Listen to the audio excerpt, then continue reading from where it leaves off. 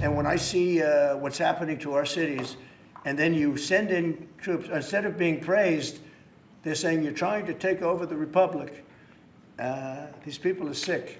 But I'm really saying, and I say this to all of you, in a certain way, we should wait to be asked, because they have cities that are so under control, out of control. So we go in and fix it. They take the full credit for it, and they go out and say, I heard it this morning. They're saying how well they've done over the last 10-day period, that they set record lows. They don't say that we're there with very tough people, by the way. They have to pass a toughness test. Otherwise, they're not working for us. So, and we're allowed to do that now according to the United States Supreme Court decision. Now, they have to pass a toughness test. If they're not tough, we don't want them for this job. They might be great for other jobs, but not for this job, because they're respected. You saw the gang of kids. They were all huddled up, and a group of soldiers walked up. They never even got over. Those kids ran back to their homes or wherever the hell they came from. They were gone. This is one of the safest cities right now in the world, as crazy as that sounds. And it took 7 days. It took really 3 days, but we're now in our 11th day.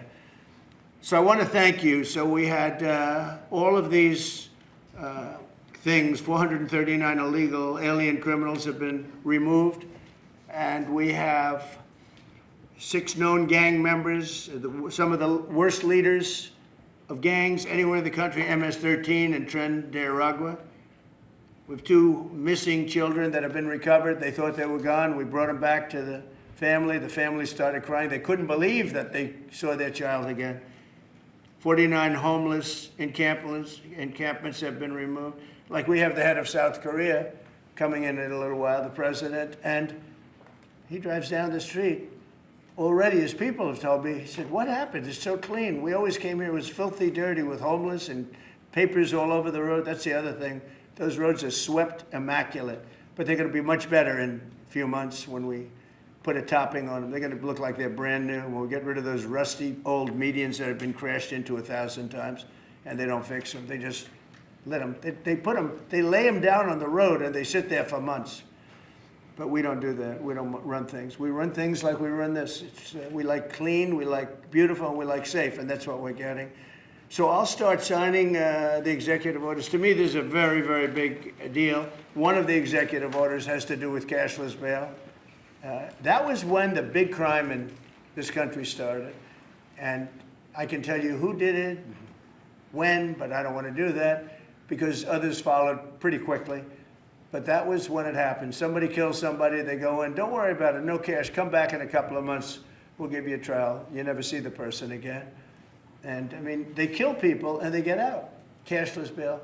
They thought it was discriminatory to make people put up money because they just killed 3 people lying on a street. Any street all over the country, cashless bail. We're ending it, but we're starting by ending it in DC, and that we have the right to do through federalization. Okay, let's go. Could I ask you to say exactly what this is? Of course. So as you've consistently identified, sir, cashless bail policies are a key driver of the disorder we see on city streets all over America. Catch and release system allows criminals to keep going back out onto the street and reoffending. What this executive order does, it charges your attorney general with identifying jurisdictions all over the country that have cashless bail policies, and then it withholds or revokes federal funds and grants that are flowing to those jurisdictions to ensure that we're only supporting the people who have reasonable common sense policies around crime. So what area does it cover?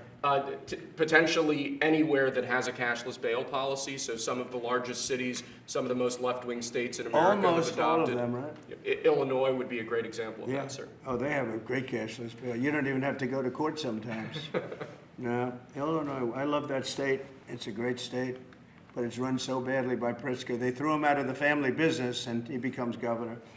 Now he wants to run for president. I don't think that's going to happen. Okay, we'll sign right here, right? Sir. So important.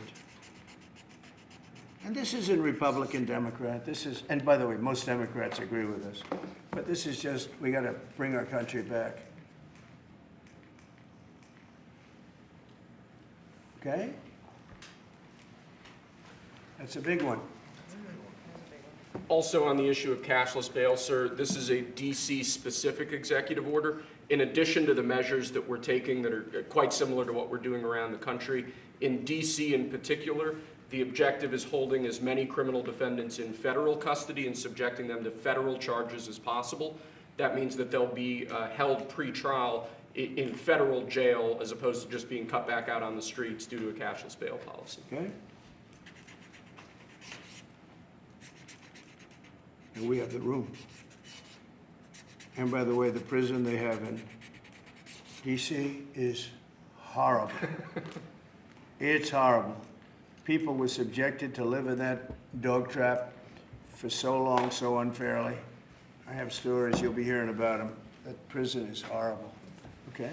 This is an executive order that contains a number of additional measures relating to crime and law enforcement in Washington, D.C. It charges, for example, your Secretary of Defense with establishing specialized units in both the D.C. National Guard and the National Guard units around the country, specifically trained and equipped to deal with public order issues. It charges all of your various federal law enforcement agencies with hiring additional personnel to allow them to surge personnel to Washington, D.C. to deal with the current emergency here. It does a number of other things in that space, and it also asks the Attorney General to look at D.C. Metropolitan Police general orders that have currently impeded law enforcement efforts in the city, and to potentially look at unwinding those that are stopping the police from doing their job effectively. And are we going to ask this to be codified by Congress, all of these things? I think we could potentially, yes, sir. I think so. I think we should. I think we'll get it too.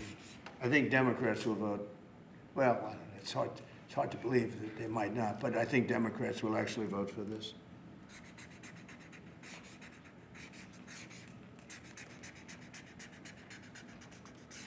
There's no auto pen that can do that, right? Look at that, Pam. Is that a good signature? Seriously, is that a good signature? Who can write like that? Nobody.